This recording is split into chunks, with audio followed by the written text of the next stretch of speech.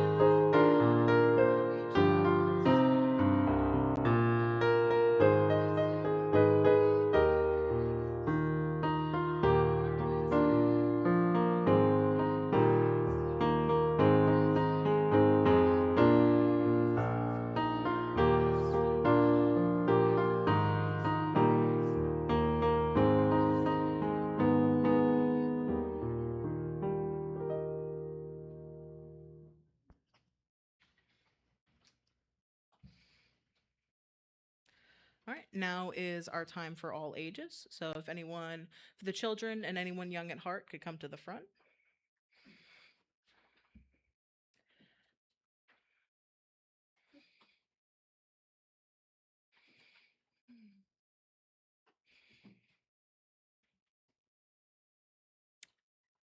And today we have a recording by the Reverend Jami Yandle called Chaos Jar.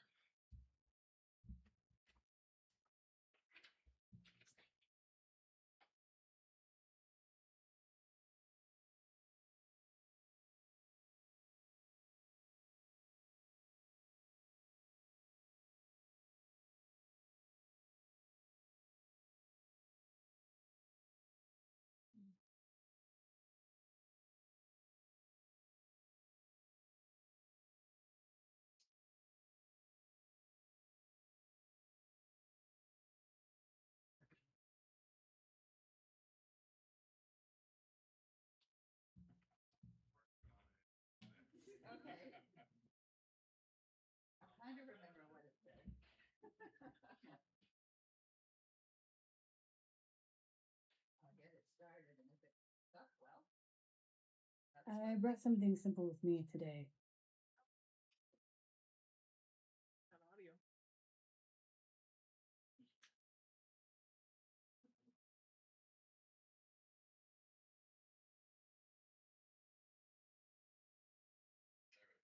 I brought something simple with me today.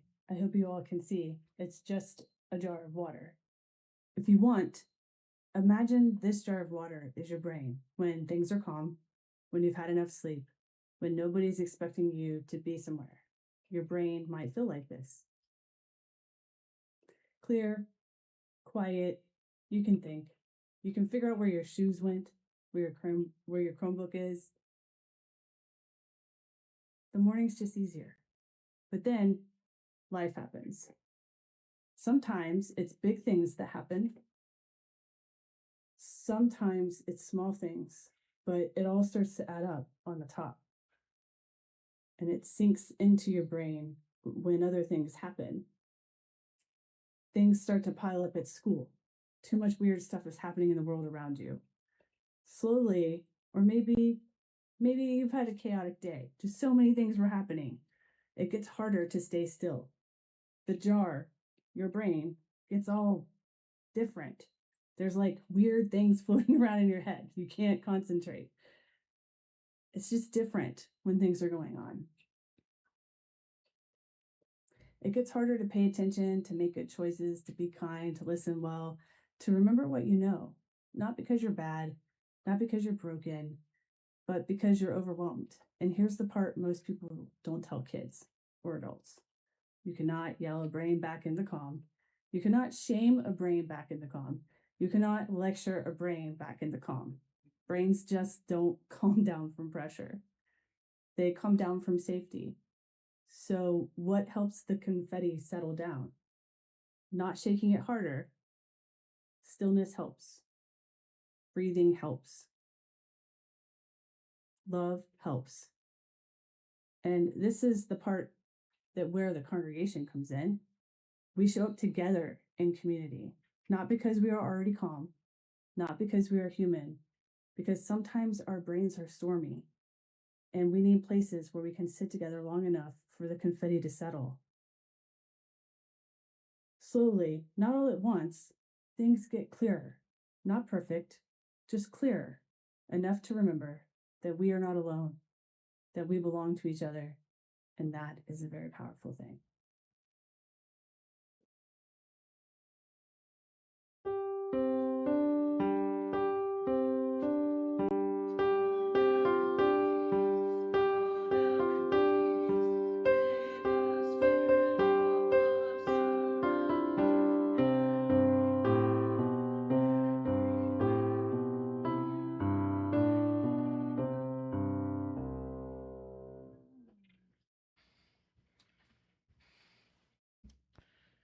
All right. Now we will have the sharing of joys, milestones, and concerns. The sharing of joys, milestones, and concerns is a tradition in our fellowship.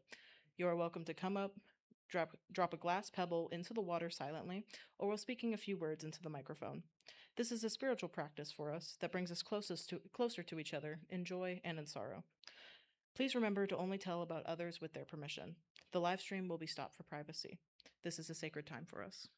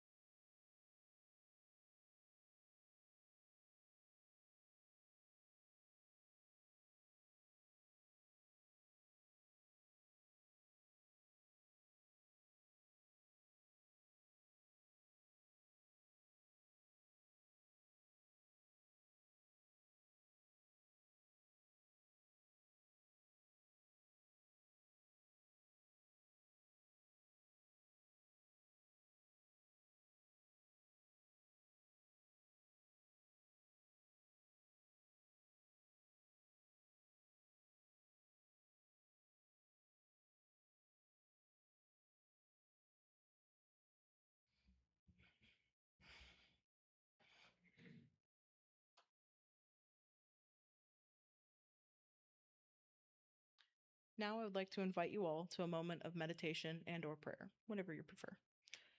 I ask that as we all take a deep breath and consciously relax your body as you listen to these words. Our work is not to save the world, but to love it. To love it in its brokenness and its beauty, its terror and its tenderness. We are not called to be heroes. We are called to be present, to stand where we are and stay, to stay when it is hard, to stay when it is boring, to stay when it feels like nothing is changing. And this is the small work of a long life.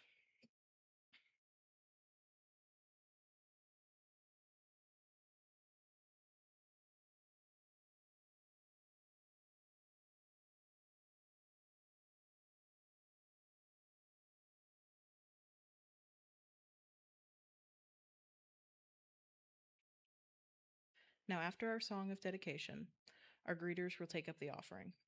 Generosity is a spiritual practice, and our fellowship is supported by our pledges and donations. If you are paying your pledge with a check today, please make a note in the memo line. We also have a tradition that we call Share the Plate, where we split equally all cash donations and undesignated checks with a local charity. For the month of August, our Share the Plate partner is Fresh Start. Based in Fort Walton Beach, Fresh Start aims to help families without homes to achieve long-term self-sufficiency.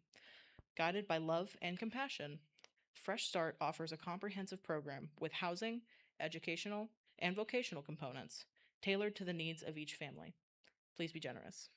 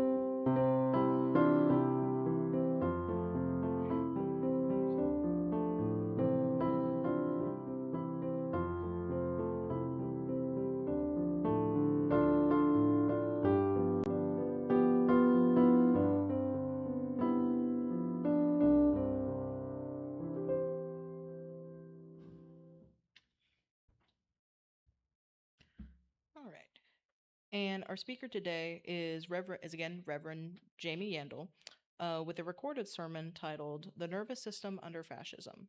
Now what?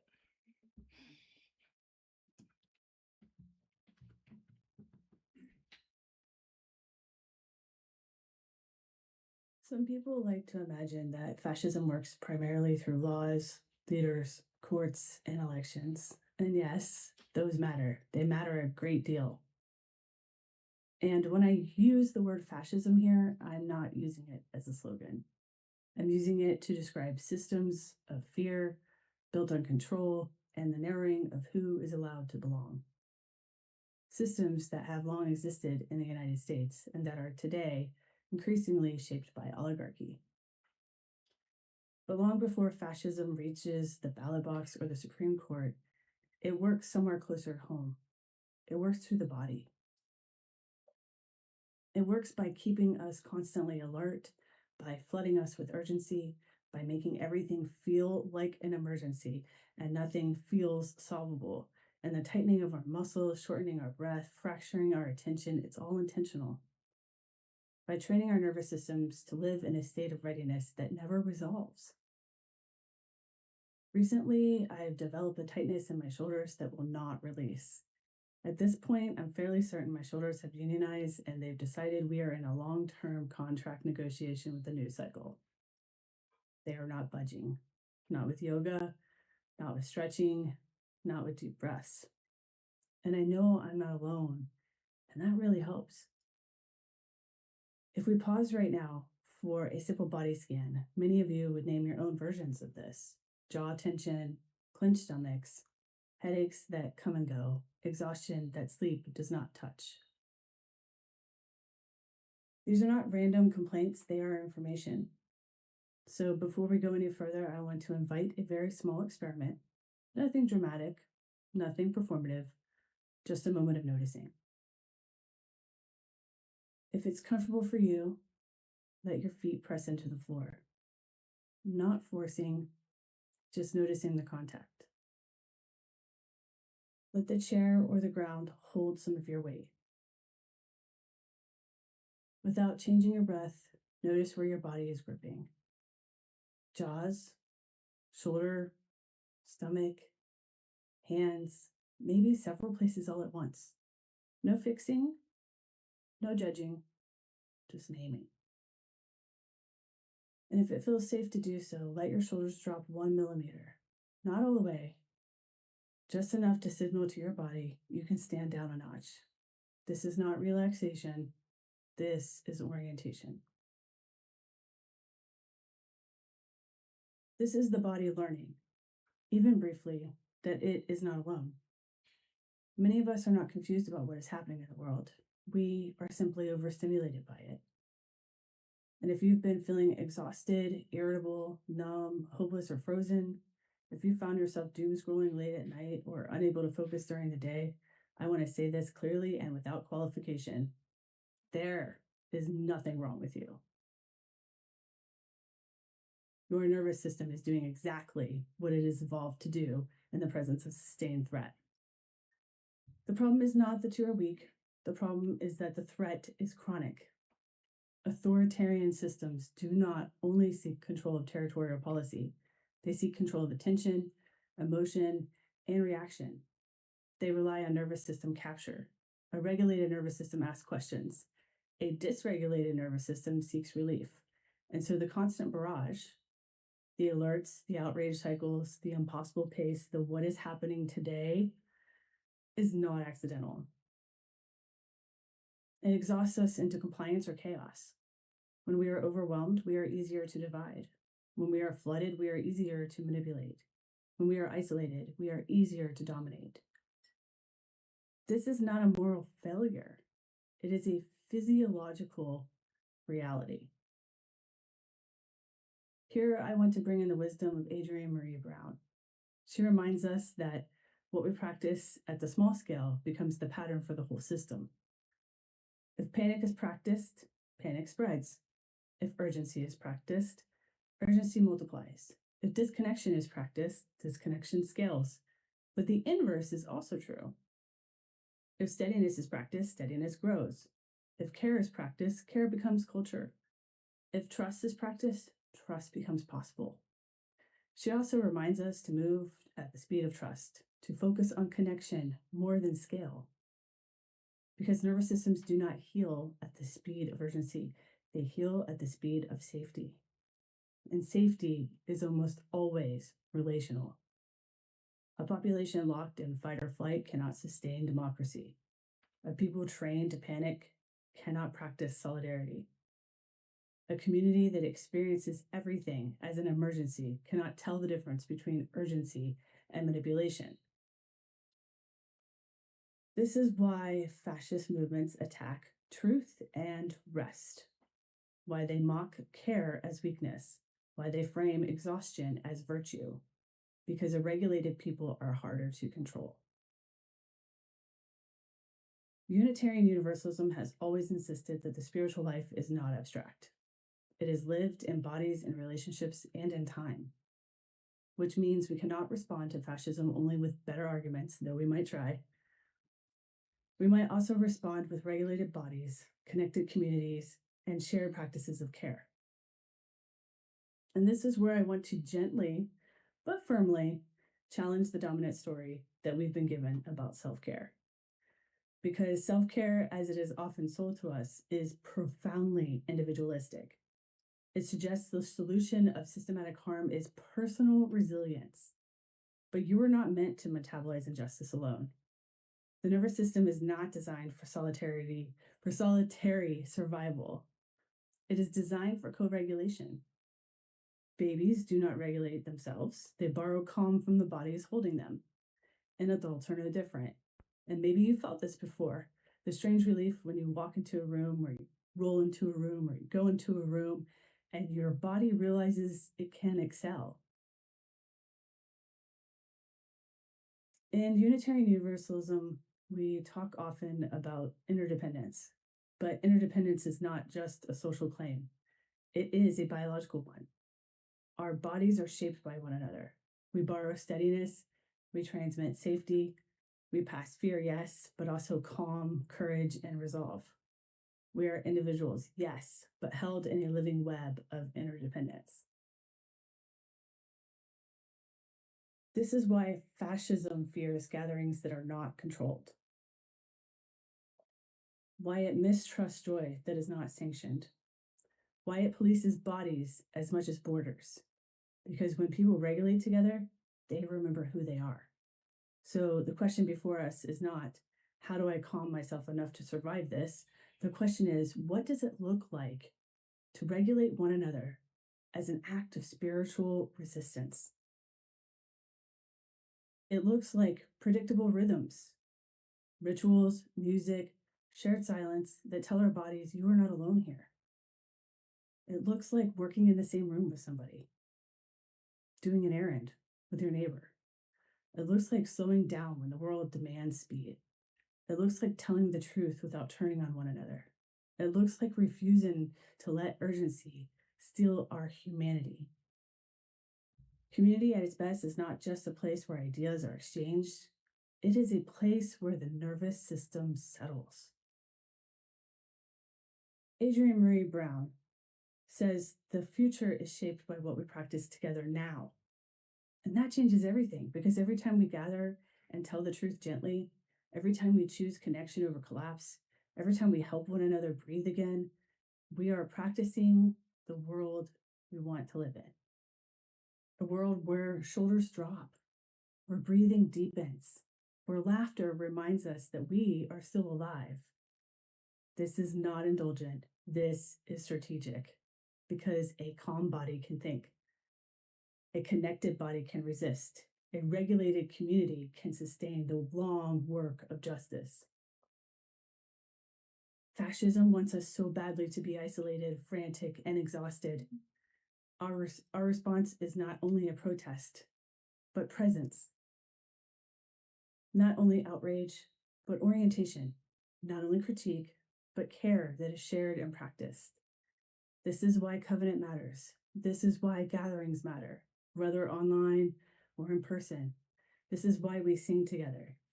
Even when we don't feel like it, we are not practicing calm so that we can look peaceful. We are practicing calm so that we can stay in the work.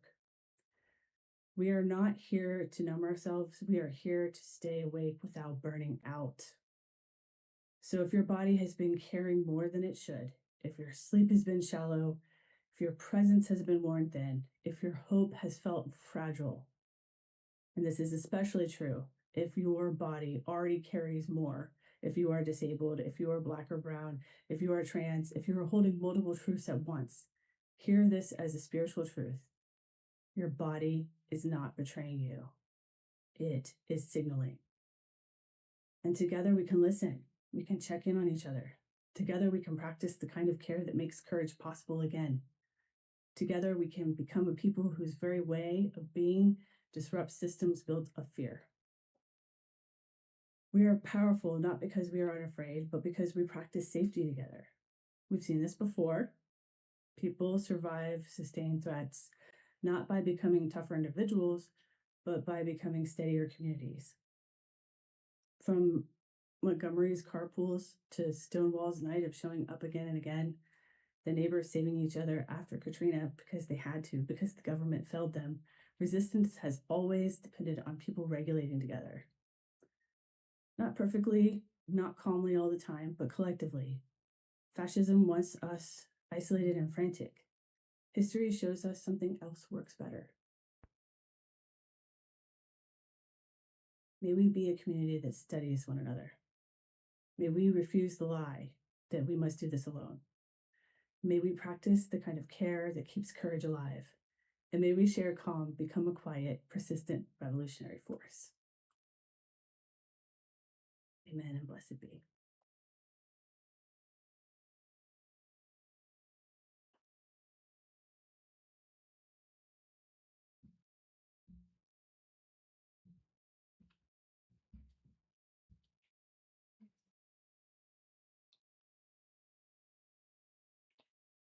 Now please rise in body or in spirit for our final hymn.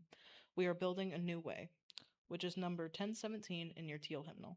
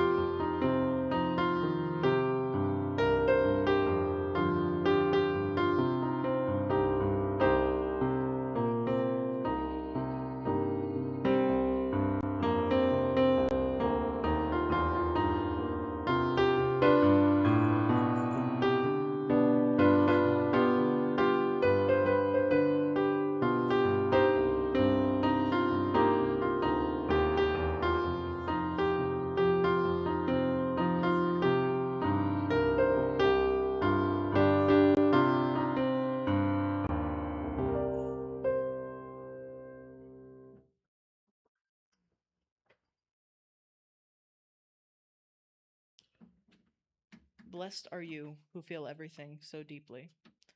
You who notice the trembling in the air, the sorrow beneath the headlines, the ache beneath the noise. This is not weakness. This is evidence of a living heart. And though the world may try to harden you, may you remember tenderness is not the opposite of strength. It is where strength begins.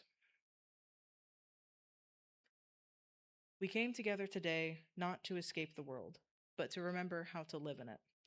We remembered that calm is not weakness, that care is not small, that safety is something we practice together. So as this chalice is extinguished, we carry its light with us into a world that needs steady hearts and connected communities. And when urgency rises again, may we remember we can steady one another. Go gently, stay human, and keep building a new way. Please stay seated for the postlude. I'm supposed to hit the chime. Oh, whoops.